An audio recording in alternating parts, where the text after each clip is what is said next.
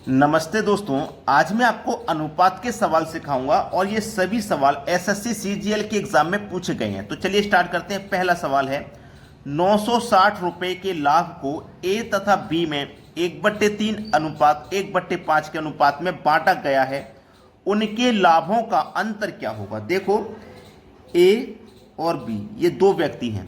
ए का अनुपात है 1/3, बी का अनुपात है 1/5। अब मैं आपको एक चीज बताता हूं कि अनुपात अगर कभी भी फ्रैक्शन की फॉर्म में है तो इसका मतलब वो गलत है।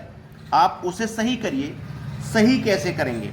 आप दो संख्या है ना, जब दो हैं, अगर जैसे सी का मान भी होता फ्रैक्शन में तो अलग बात थी।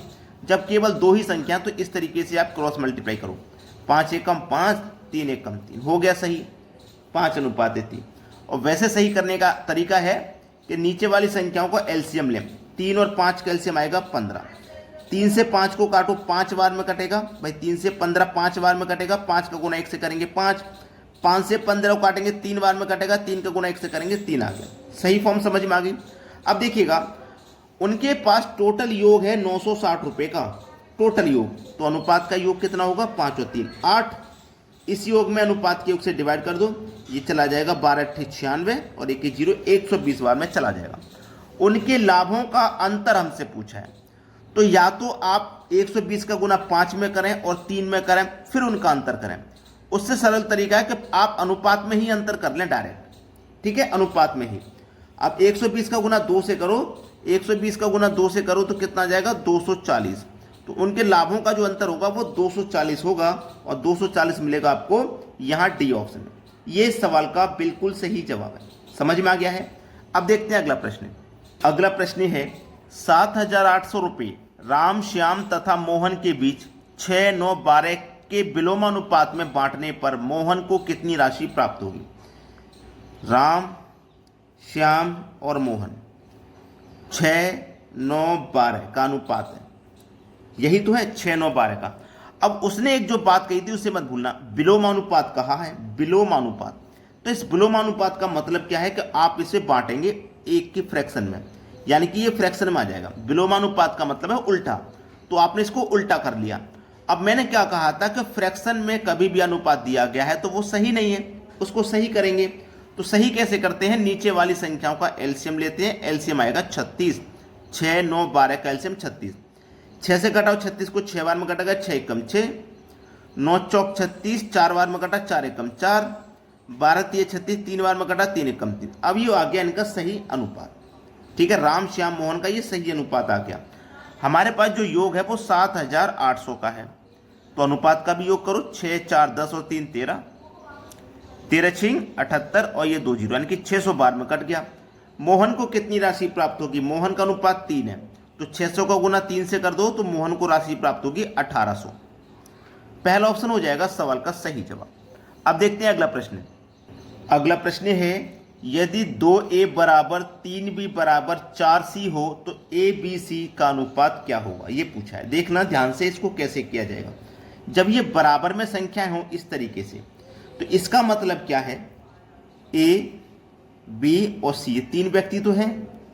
अब इस तरीके से कोई संख्या है तो इसका मतलब क्या है? ये 2 है ना, तो आप इसे 1 के बटे में 2 लिखेंगे। ये 3 है तो 1 के बटे में 3 लिखेंगे और 1 के बटे में 4 लिखेंगे। इस तरीके से लिखना है। आप नीचे वाली संख्याओं का एलसीएम लोगे, 12 आएगा। 2 छक्के 12, 6 एकम 6, 3 चौके 12, 4 एकम 4, 4 3 12, 3 एकम 3। ये आ गया इनका सही अनुपात 6 4 3। 6 4 3 अनुपात पूछा था, सही अनुपात हमने निकाल लिया। अब देखते हैं अगला प्रश्न। अगला प्रश्न है, 3a बराबर 6b बराबर 9c, तो abc का अनुपात जैसे अभी अभी हम सवाल करके आ रहे हैं वैसा ही होगा। a, b और c, इनका हमें अनुपात बताना है।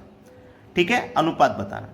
तो बराबर में जब होंगे तो मैंने कहा इसे बटे में लिखेंगे, जैसे 1 के बटे में 3, 1 के बटे में 6 और 1 के बटे में 9। इनका जब आप एलसीएम लोगे 3, 6 और 9 का, तो एलसीएम आएगा 18।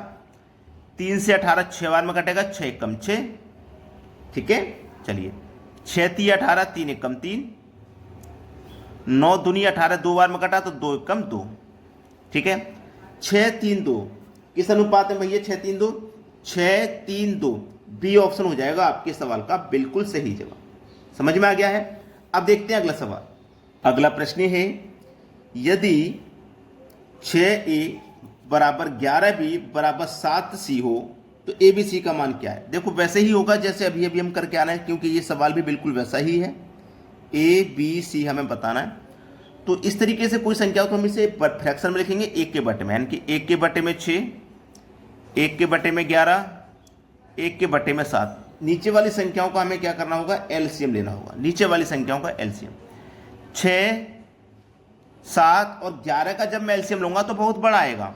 ठीक है, बहुत बड़ा आएगा, क्योंकि 6 7 42, 1 मिनट, और 11 से गुना करो तो 11 दूनी 22 का 2 हासिल लगा 2, 11 चौके 44 और 2 46, यानी कि 462 आएगा इनका एलसीएम, 462।